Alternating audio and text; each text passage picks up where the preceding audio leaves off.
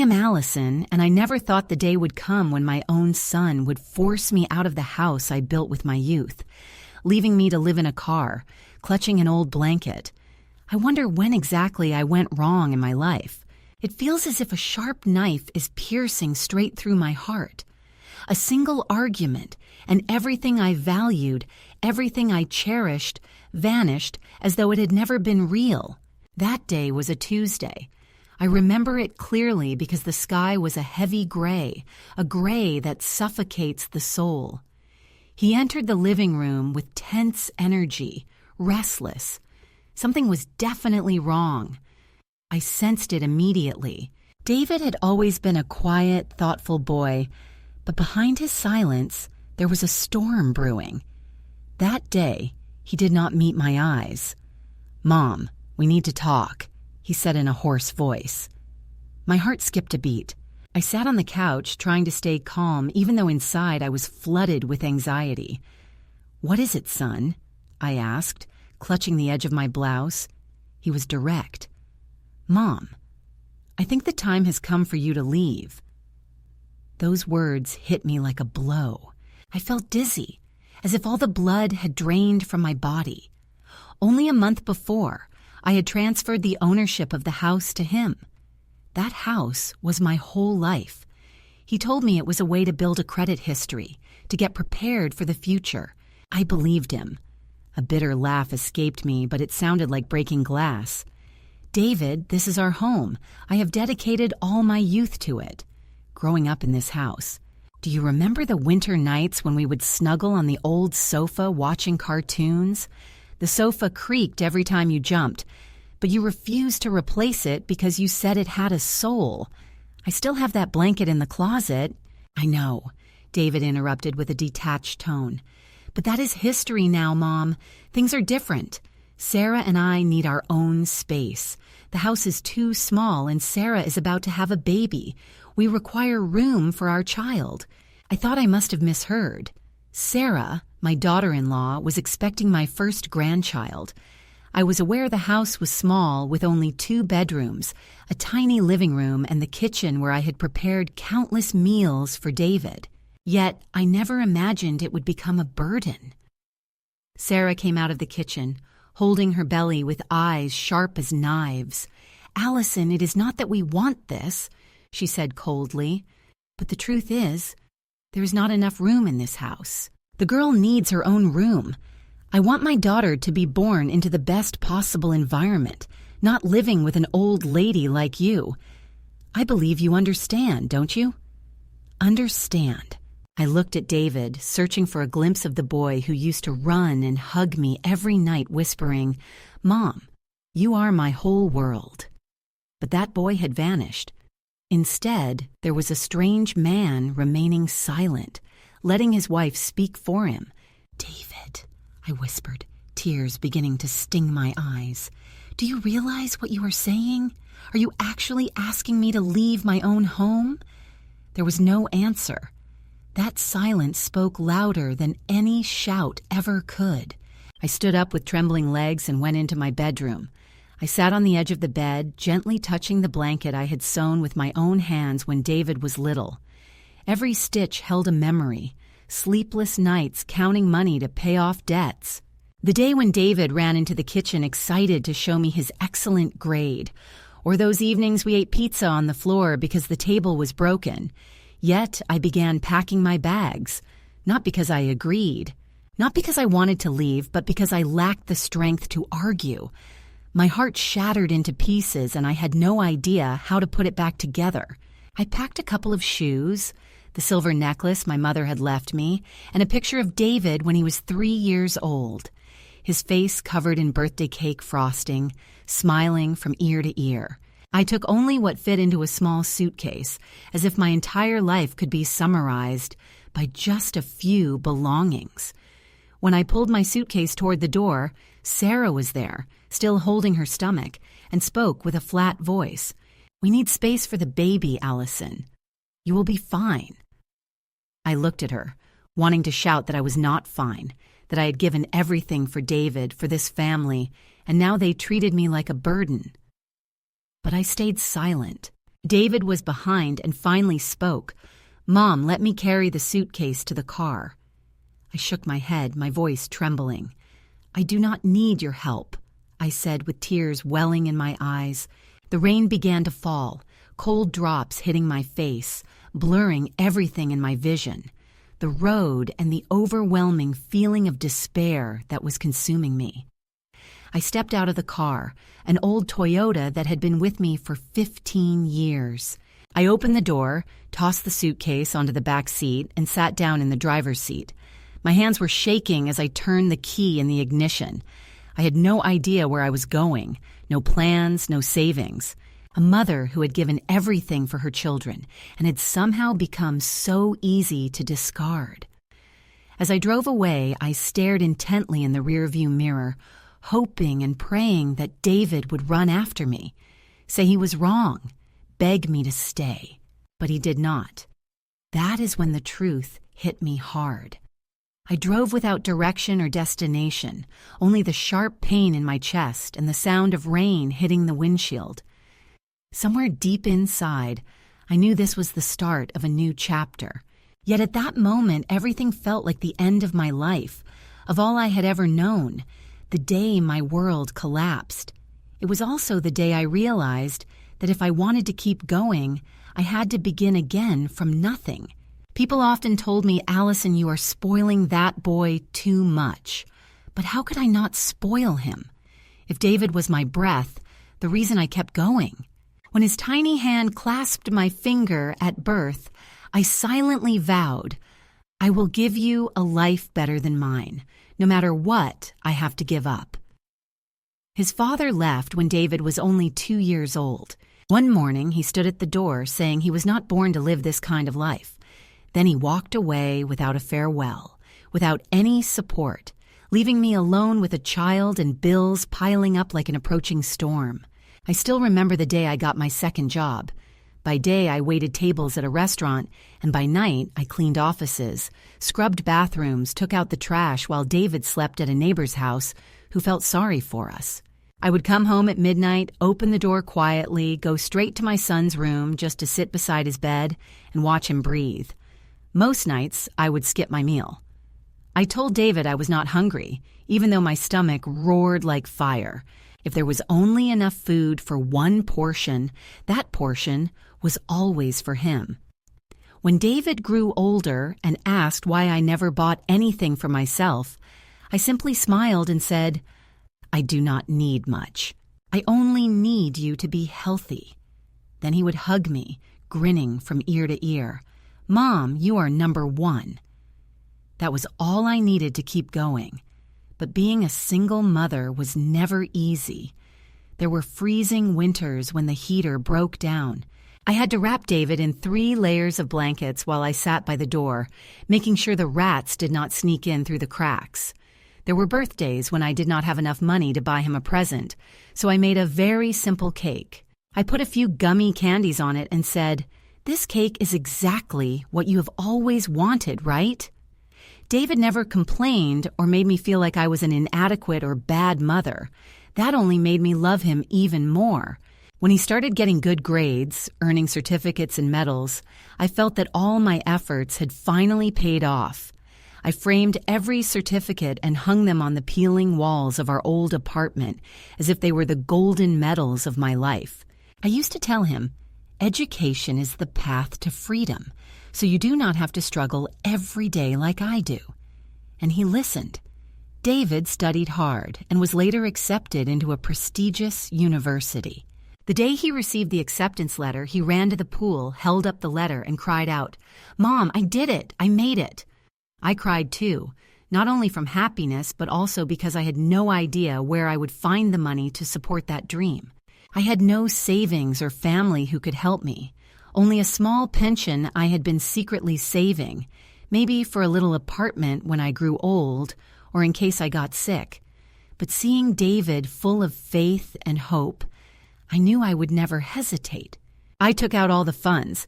Every penny counted. He was unaware. I did not want my son to bear that burden. I told him that a scholarship covered most of the expenses and that some relatives were helping a little.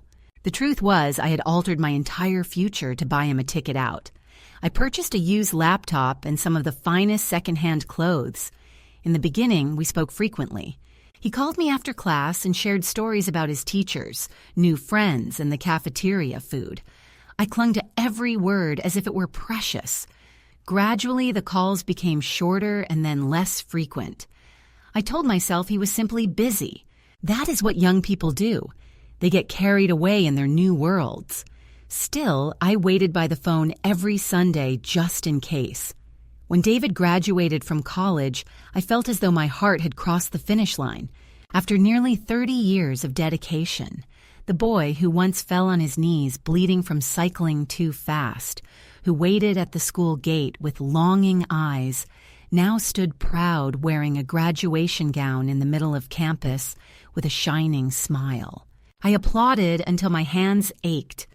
Tears flowed throughout the entire ceremony, not from sadness, but from overwhelming emotion and maybe exhaustion after such a long journey.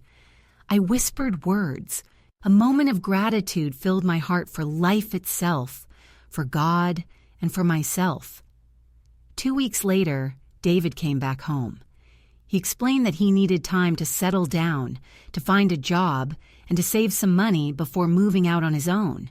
I did not hesitate for a second. I tidied up his old room, repurchased the kind of cereal he used to have for breakfast, and folded fresh towels along with some shirts in the drawer. It was as if David were still a 6th grader getting ready for his very first day at school.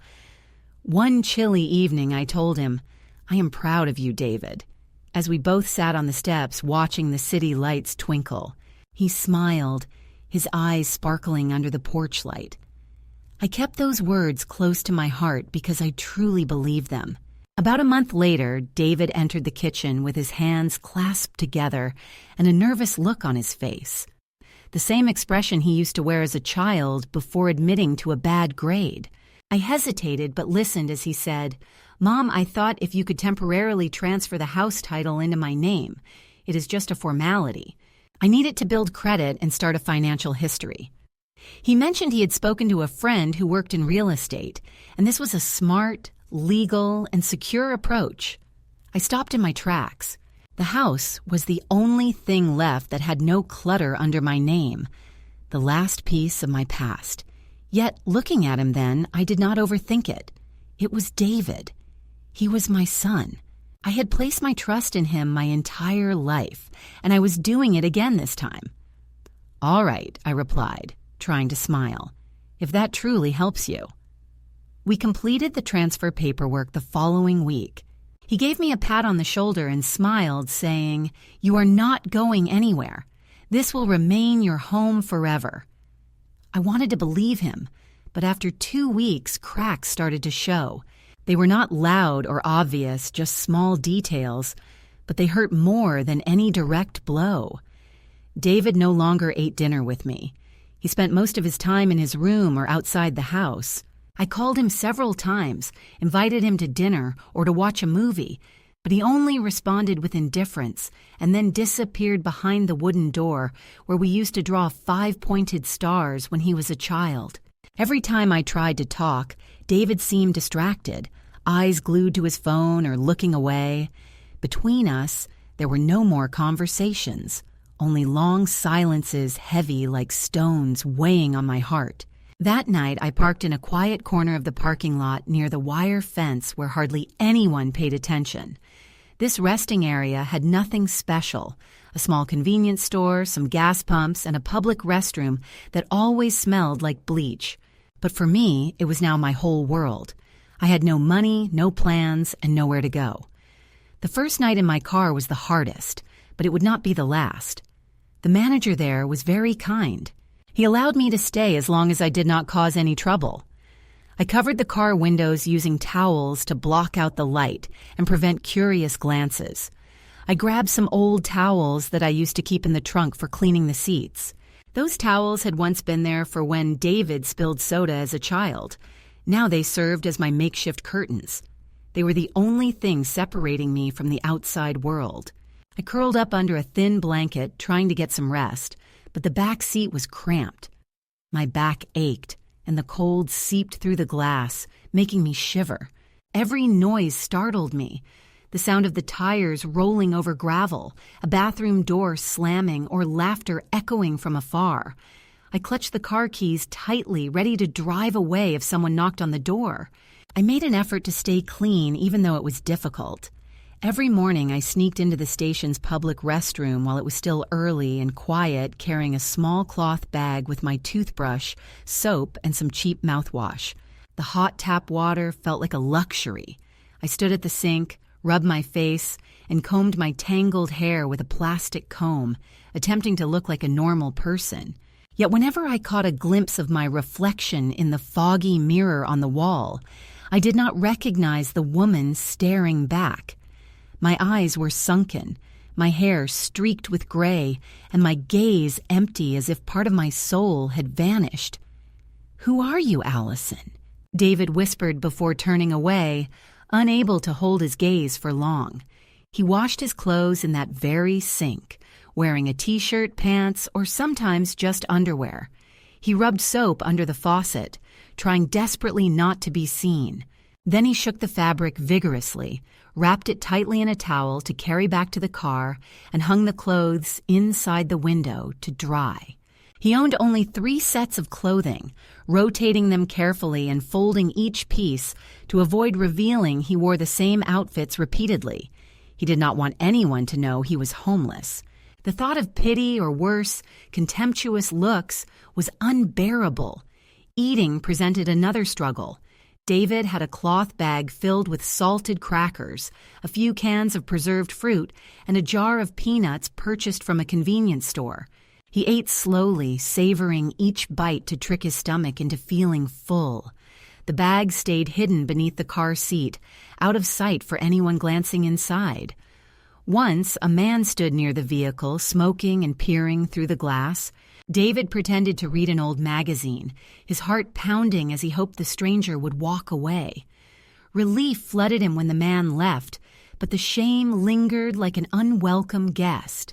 He avoided familiar places and dared not drive through his old neighborhood. Afraid that someone from church or the neighbors might recognize me, I learned to rotate my clothes to fold them carefully to make wrinkled blouses look intentional. I kept my shoes clean, my nails trimmed.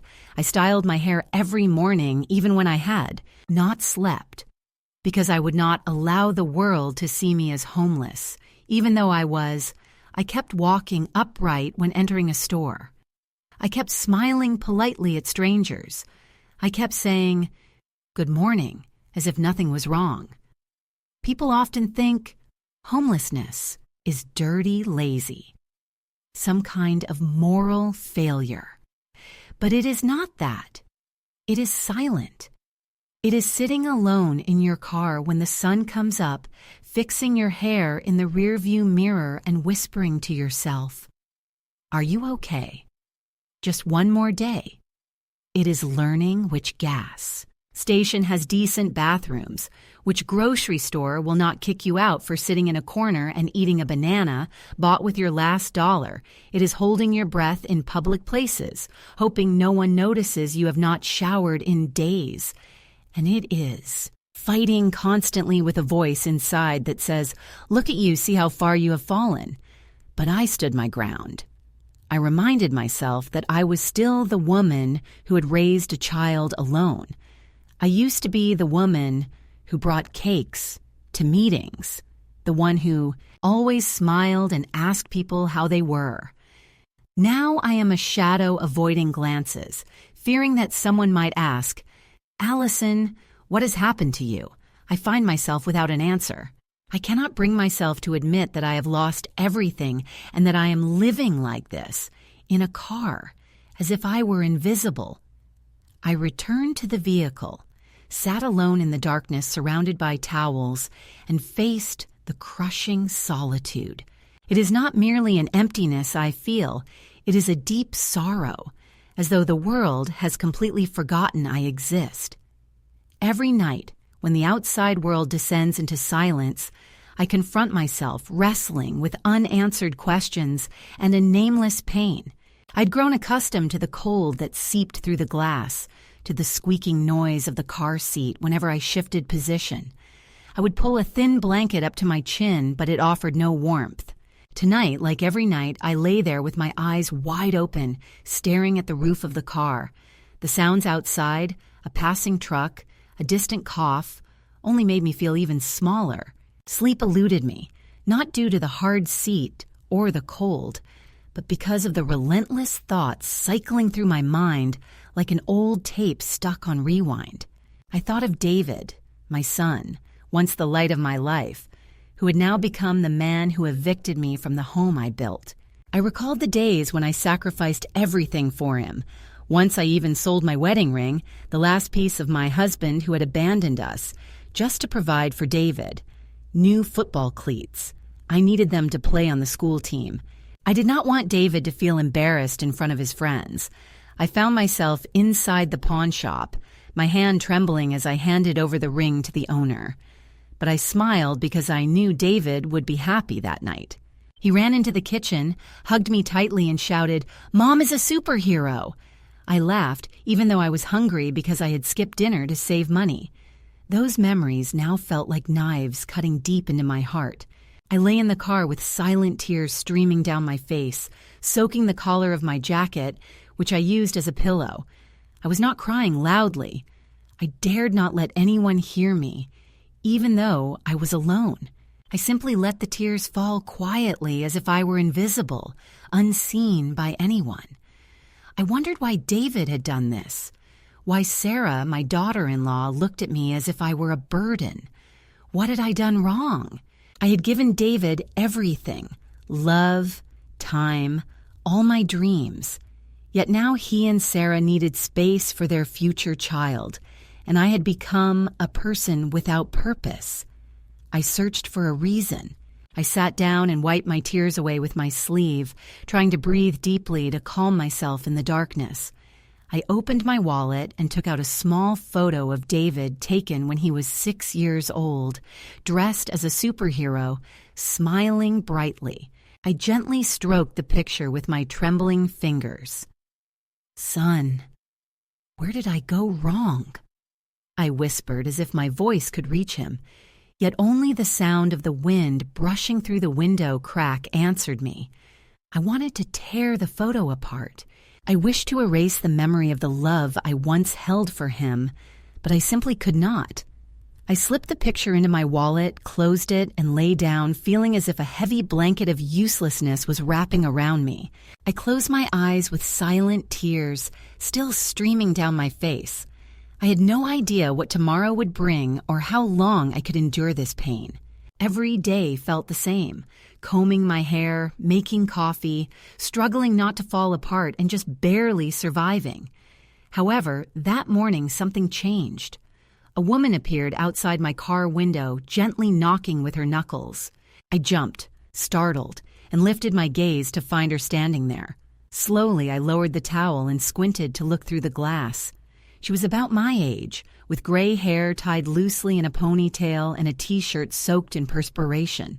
She looked drained, leaning against the car door as though she might collapse at any moment. Her face was flushed, her lips dry and cracked. "Excuse me," she said quietly. "I walked from the gas station, but the sun is too harsh. May I rest for a bit?" I hesitated, unused to speaking with strangers. I did not want anyone to know about my difficult life. Yet when I looked into her eyes, I could not turn away.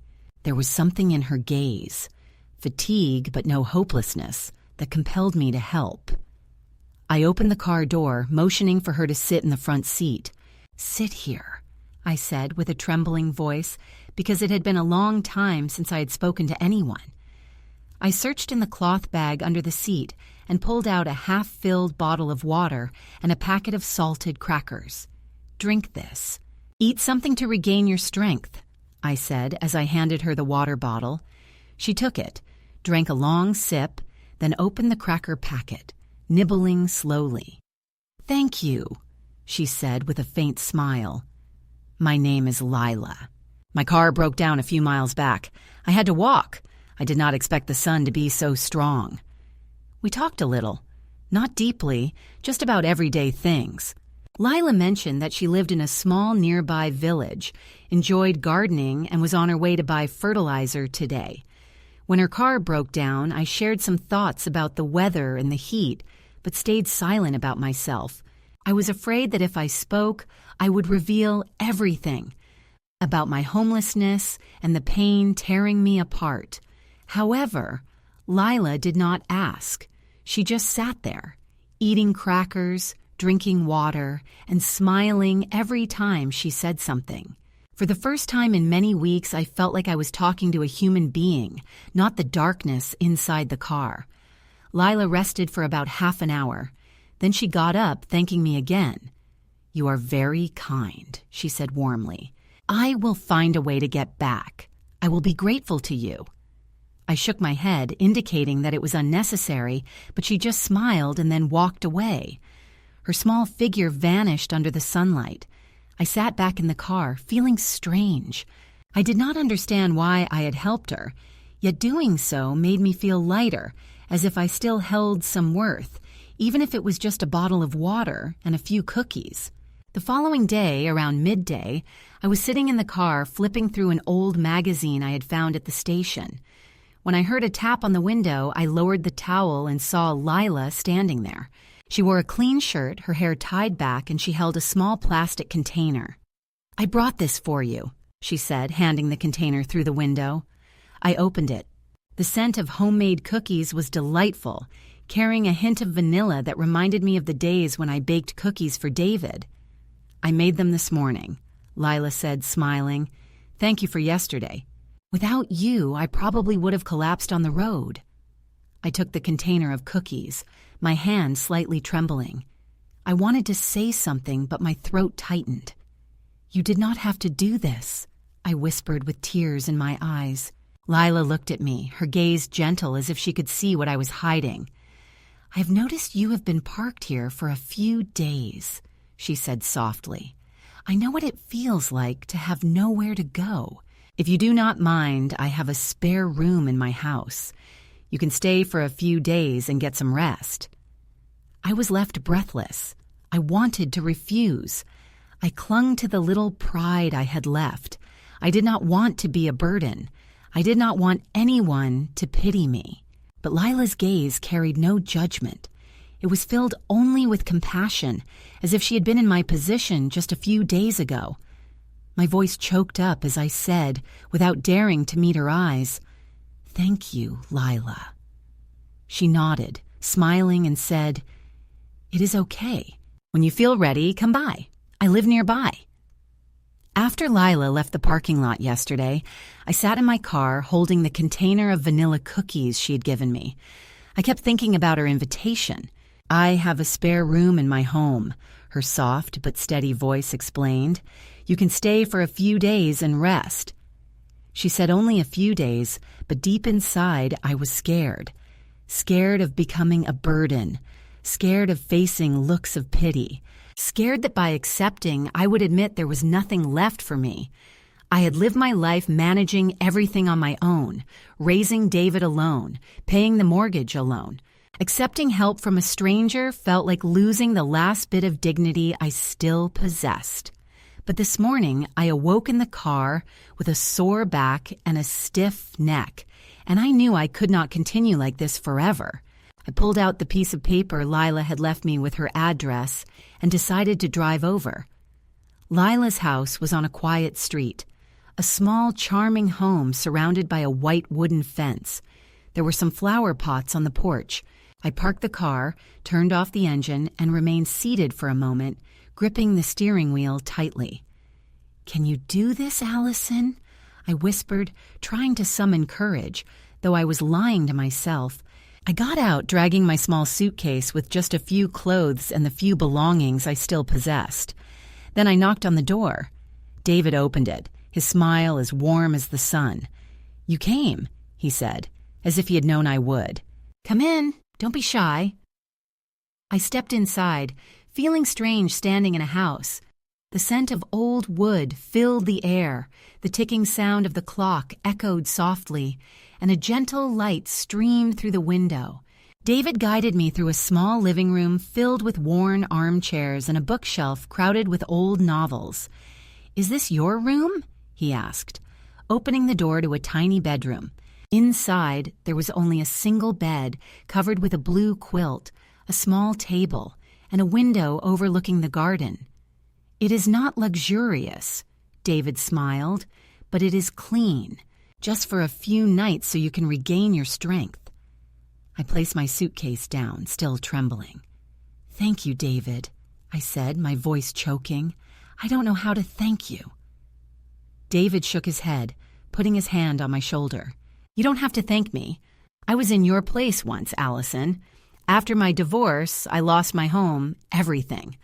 I slept in my car for 3 months thinking I would never get through it. But I did, thanks to kind people. Now it is my turn to help you." Her words left me breathless. Lila with her gentle smile and kind eyes. She had been homeless. I looked at her, trying to picture her huddled in a car, frightened and alone just like me. "You do not have to feel ashamed," Lila said, as if she could read my thoughts. "Life sometimes knocks you down, but that does not define you. You are here now. Rest, and then we will find a way to move forward." She patted my shoulder and then left me alone in the room. I sat on the bed, running my hand over the soft quilt. It was not silk or anything fancy, but it was warm. It was clean, and for the first time in many weeks, I felt safe. I opened my suitcase, took out my mother's silver necklace, and placed it on the table. I do not know why, but that simple act made me feel as if I still had a part of myself. I lay down on the bed, listening to birds singing outside the window, and felt a warmth spreading through my chest, not from the room or the bed, but because of Lila. She had not only given me a place to stay, but also hope, something I thought I had lost long ago. That evening, Lila brought a cup of hot tea, placing it on the table. "Rest," she said softly. "Tomorrow we will talk more." She left, quietly closing the door behind her, and I took a sip of tea, feeling its warmth flow down my throat. I looked around the small room, the light of the bedside lamp casting a glow on the wall, and I cried. Not from sadness, not because I realized it, but because I was no longer alone. Lila had seen me, not as a homeless person, but as a human being. And at that moment, I felt that I could begin again, even if it was only a small step. I lay down, covered myself up, and for the first time in many weeks, I slept without fear. I did not know what tomorrow would bring, but I knew I no longer had to face it alone. Lila had opened a door, not just to her home, but to a beam of light I thought had been extinguished forever. Every morning, I woke up in Lila's guest room. The warmth of the blanket wrapped around me felt like a temporary comfort from the harsh reality outside. My life started to rebuild itself piece by piece. But there was one thing that still haunted me. David was always on my mind, the way his voice sounded the day he told me to leave, the way he looked at me with those cold and strange eyes. My son, my child for whom I had sacrificed everything, had thrown me away without hesitation, twice. How had it come to this? How had the love I had for him turned into such coldness? Lila had given me space to heal, but not even her kindness could fill the emptiness David had left inside me. I longed for answers, but I knew that maybe I would never get them. I could not simply let it go, not after everything we had been through. But the reality was that David no longer wanted me in his life. And so, I began to write. I wrote dozens of letters addressed to him. I never intended to send any of them. How could I possibly do that? They were filled with feelings I was unsure I could ever express to his face. Some of these letters overflowed with anger, pain, and confusion. "Why are you doing this to me, David? Especially after all the sacrifices I made for you." Those words were written more than once, each time feeling like a heavy stone pressing down on me. It was not entirely his fault. I was angry, yes, but I was uncertain if my feelings had pushed him completely away. Other letters were soaked in sadness. I miss you deeply, David. I miss the boy you used to be, the one who called me from school just to say he loved me. What happened to him? With every sentence, I could feel that sharp ache in my chest. Tears wanted to fall but never reached the paper. I longed to hold on to him, to reach the man he had become, yet I knew it was impossible. Something between us had shifted, and I could not fix it. Then there were letters filled with love.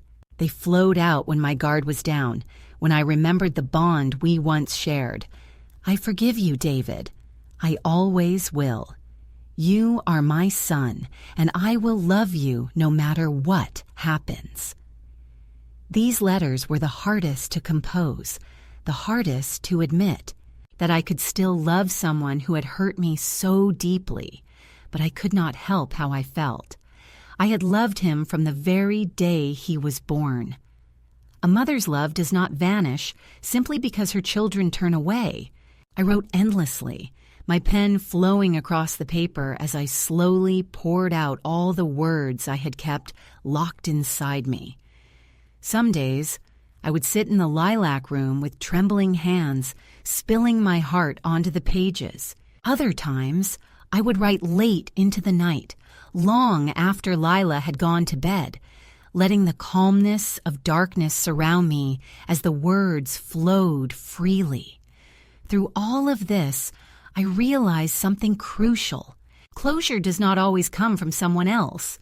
I had spent so much time waiting for David to apologize, to come back and say he was sorry for the pain he had caused me. But that was never going to happen. Not now, not anytime soon. And maybe, just maybe, it wasn't about that at all. Perhaps closure was not something David could give me. Maybe it was something I needed to find within myself. So I kept writing. The more I wrote, the more I felt the heavy weight of my anger and sadness begin to lift. It did not make everything okay. It did not mend the broken pieces of my heart. But it helped me let go. I no longer clung to the hope that David would change or suddenly realize everything I had given up for him. I was letting go of the need for his approval, his love, his forgiveness. I was learning to forgive myself. Thinking I owed him something finally made me put down the pen. I no longer felt the urge to write. I had expressed everything I needed to say. The letters, although never sent, had served their purpose. For the first time in ages, a wave of calm surrounded me. It was not a flawless peace, nor did it erase the agony of losing my son. Yet it was a kind of peace I had sought for countless months. I had let go of the craving for David's approval. My heart was unburdened through those letters, and somehow that made it bearable. One by one, I folded each letter and placed them in a box at the back of my closet. They would never be mailed. Some words were far too raw, too agonizing to share. But they belonged to me, and in that moment, that was enough. The closure I longed for was never within David's reach. It had been inside me all along. Sitting there in the room's stillness, I let silence wrap around me, aware I had moved closer to healing.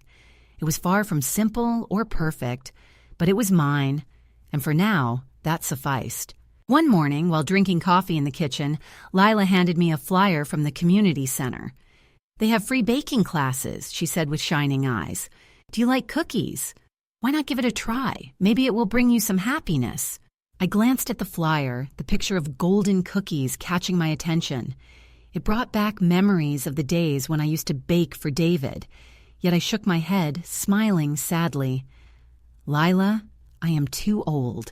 Who learns a new skill at this age?" She just smiled, placing the brochure in my hand. "You are not old, Allison. You are simply beginning a new chapter. Give it a try." I took the brochure to my room, setting it down on the table beside the box of letters I had written to David. I looked at it every day, battling the fear of failure. I had not learned anything new since leaving high school. I had worked as a waitress and a cleaner, raising my son, jobs that required no degrees, only strength. Yet something about Lila's words made me want to take a chance. I signed up for the class with my heart pounding as I wrote my name on the form. "It is only baking, Allison," I told myself. "Can you handle this?" On the first day of class, I stood awkwardly among strangers. There were some young girls, several older women, and a cheerful elderly man who loved to tell stories. The teacher, a lively woman named Mary, guided us to knead the cookie dough. I kneaded the dough with clumsy hands, feeling it stick to my fingers. But when I pressed the cutter to shape the small cookies, a strange joy filled me.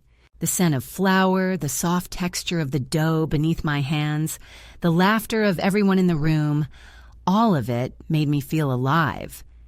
When the oven timer went off, I took out the tray of cookies. The cookies were golden and scrumptious. Mary tasted one, nodding her head. "Delicious, Allison. You have a gift." I smiled with a flushed face, as if I had just earned an A in school. That class became the highlight of my week.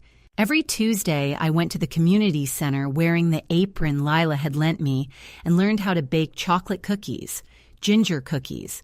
I even tried decorating them with icing. Once, a girl in the class ate my cookies, grinning from ear to ear. "You bake better cookies than my mom," the girl said. I laughed warmly inside. I began bringing cookies to Lila, and she kept praising them. "You should open a bakery, Allison," she said, winking. I just laughed, but deep down, I felt proud.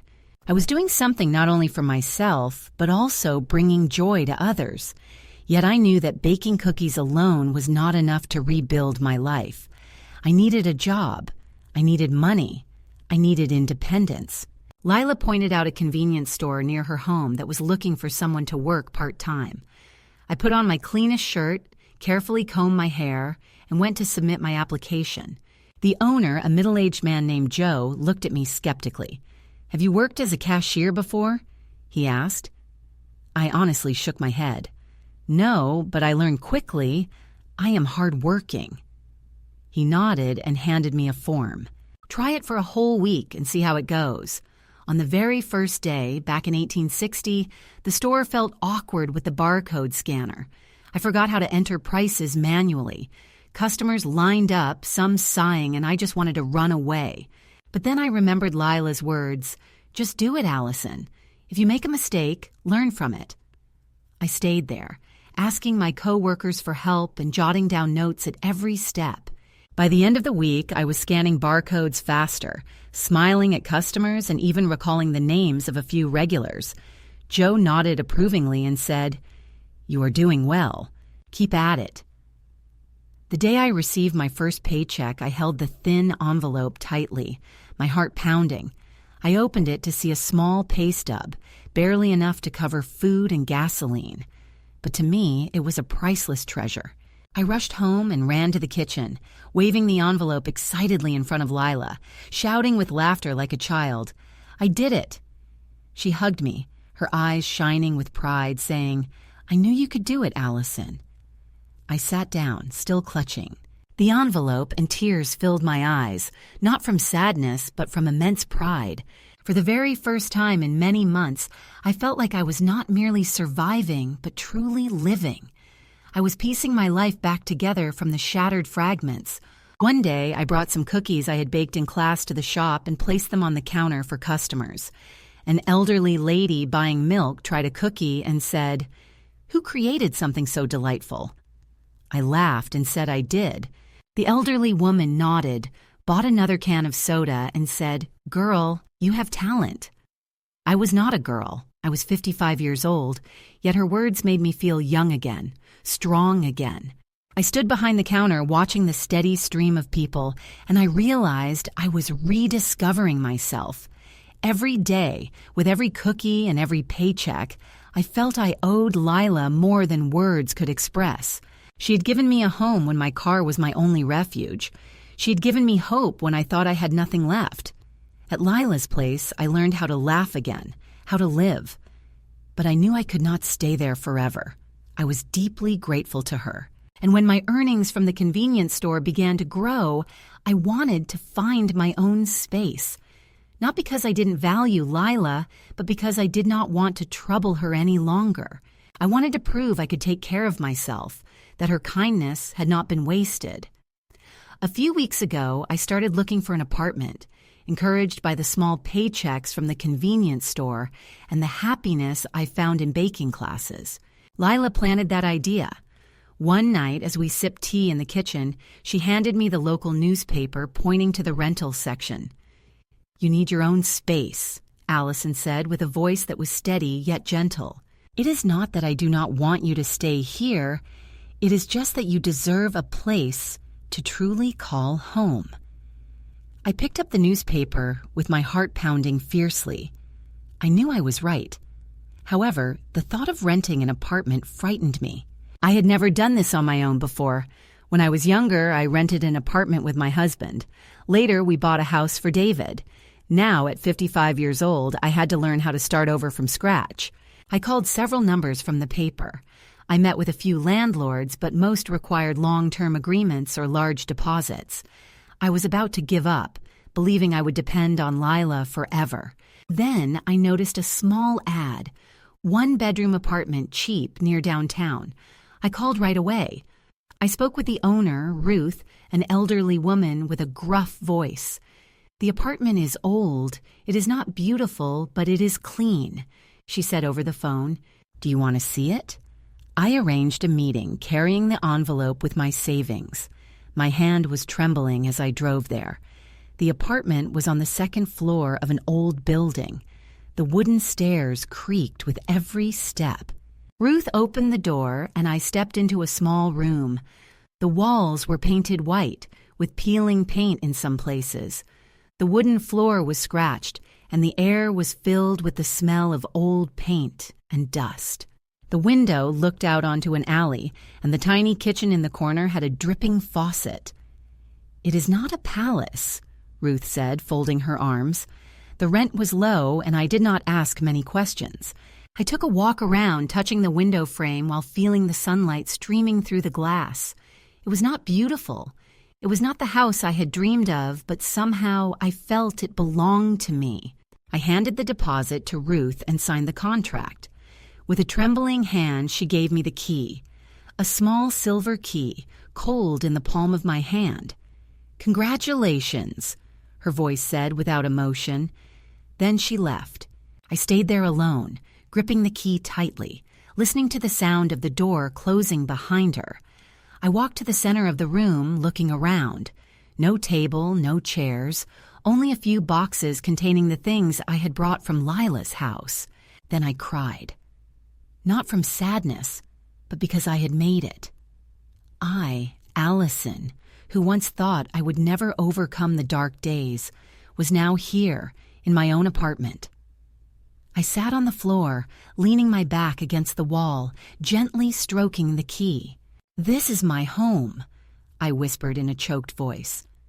The word home felt strange but powerful. It was not the cold car or Lila's temporary room. This was my home. I remembered the days when I thought I would break down, when I had only a few clothes and a broken heart. But I had gotten through it slowly, step by step. And now I was here with a new chance to live.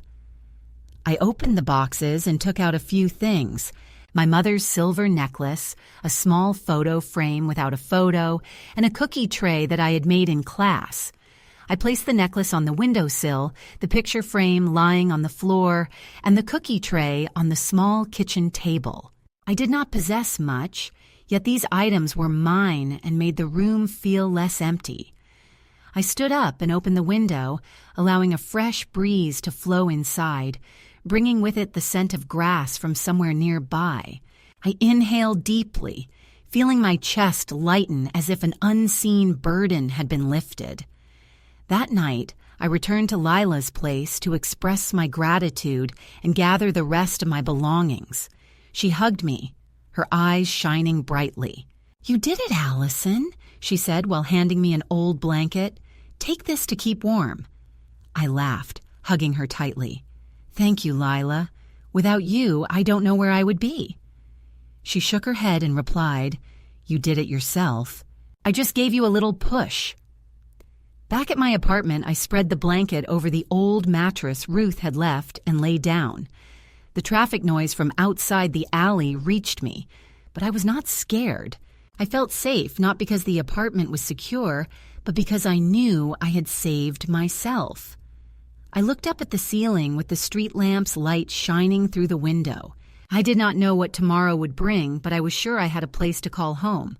I had overcome the dark days, and although this apartment was old and life ahead would be challenging, I was proud. I had rebuilt my life from broken pieces thanks to Lila, thanks to myself. But David, the son who had once been my entire world, yet also the one who had broken me, remained an open wound. I thought I had learned to live without him. Yet when the phone rang and his name appeared on the screen, I realized I was not ready. I sat down on the kitchen chair, holding the phone tightly, my thumb hovering over the answer button. I wanted to turn it off. I wanted to pretend he did not exist. But something inside me, perhaps a mother's love, made me press the button. "Hello," I said, my voice dry, my heart pounding. "Mom." David's voice trembled, not like the cold man who once told me to leave. "Mom, I was wrong. I was selfish. Sarah and I argued. She walked away. I didn't know what I was doing when I pushed you away." I fell silent, allowing his words to settle. I had expected this moment from the letters I had written, but hearing him say it aloud was different. It hurt, but it also confused me. "Mom," his voice choked, "I'm sorry. I don't deserve your forgiveness, but I want to make things right." I closed my eyes and gripped the phone tightly. I wanted to scream and ask why he had let Sarah say those words that made me feel worthless. Why had he chosen her over me? Yet I also heard the honesty in his voice, the remorse I never imagined he could have.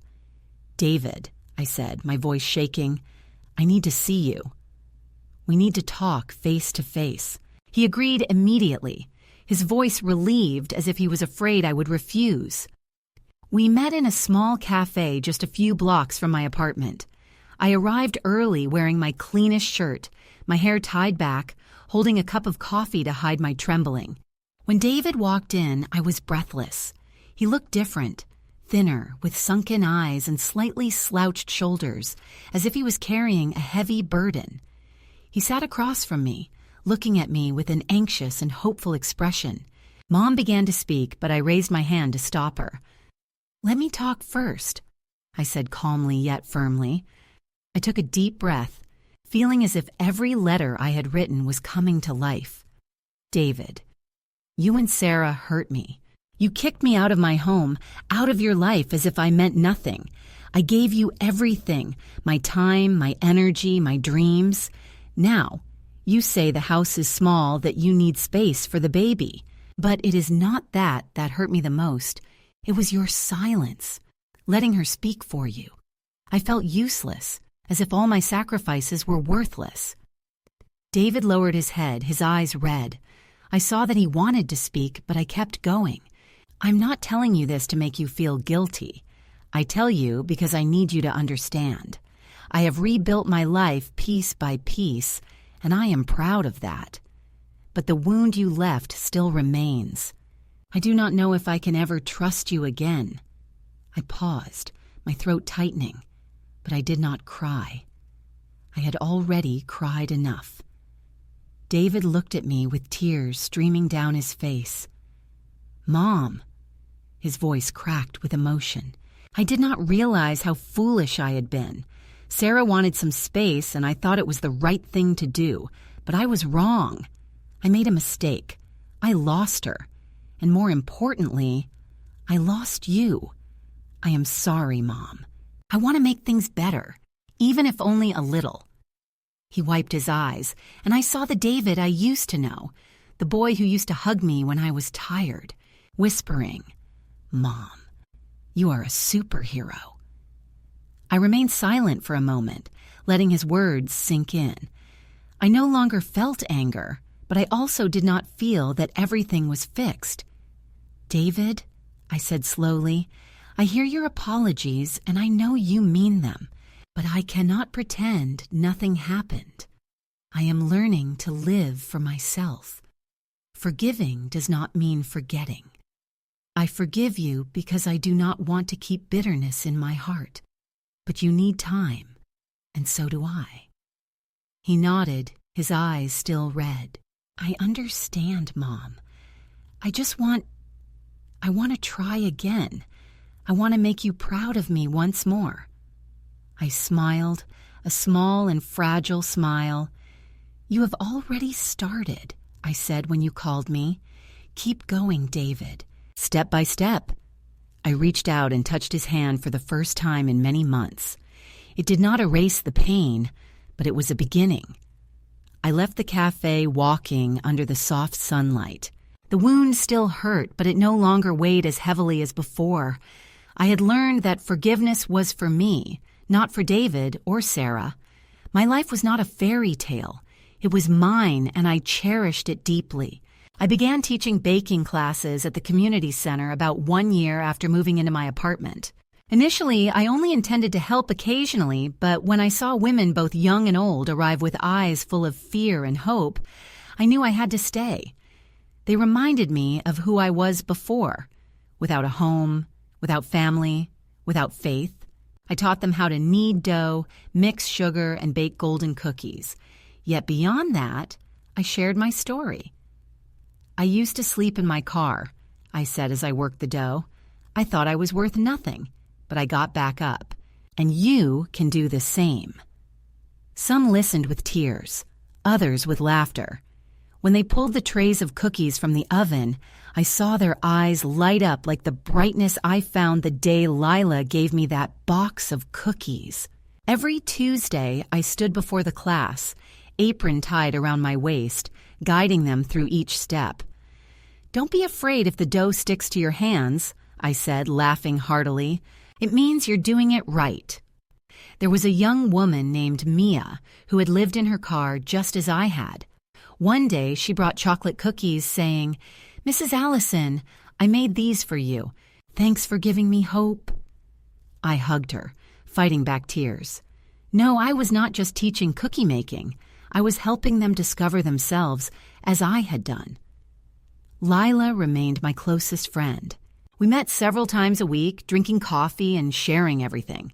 From the flowers in her garden to the difficult days we had overcome, Lila never boasted.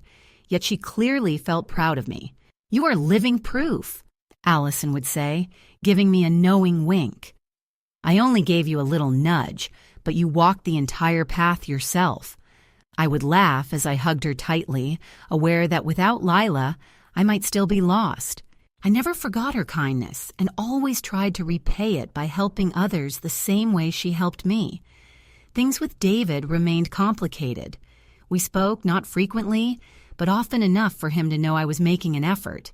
He returned to Sarah, and they had a daughter. My granddaughter.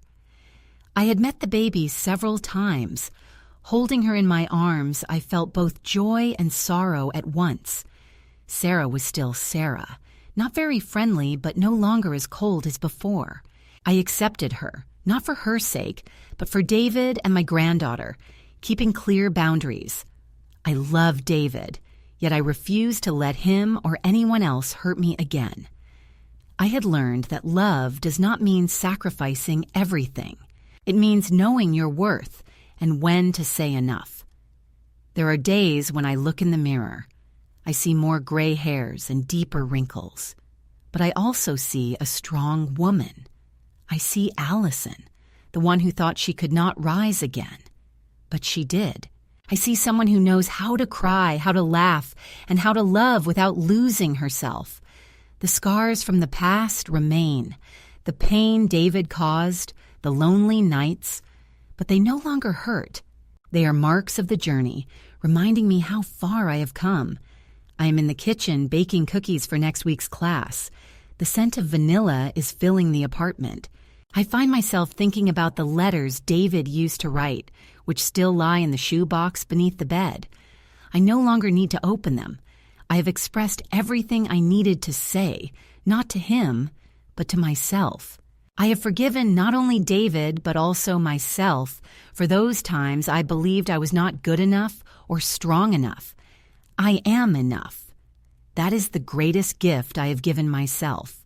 I step out onto the small balcony and gaze at the streetlights blinking below. Life is far from perfect. The apartment remains old, money is still limited, and I still face difficult days. But I have myself, Allison, the one who has rediscovered her true self. I have Lila, I have the class, I have the smiles from my students, and I have hope. That tiny light I once thought was extinguished now shines brightly within my heart. I take a deep breath, smile, and whisper, "You have made it, Allison." And I know I will keep doing so every day until the very end of the road.